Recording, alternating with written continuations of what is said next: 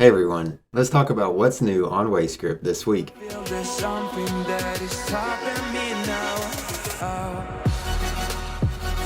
Thanks to a user suggestion, we've added the JSON and text modules into the module library.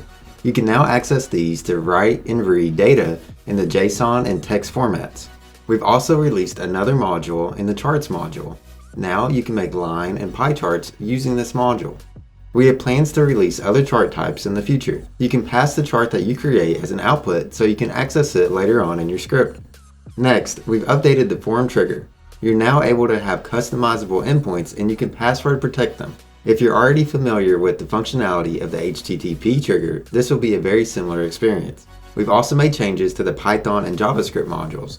Now you have the ability to reference code from one file to the next. Lastly, we've made changes to the account settings page. We hope that you enjoy the new look, and if you have any questions, feel free to reference our documentation. That's all the updates we have for this week. If you have any suggestions, questions, or comments, as always, please let us know. Until next time.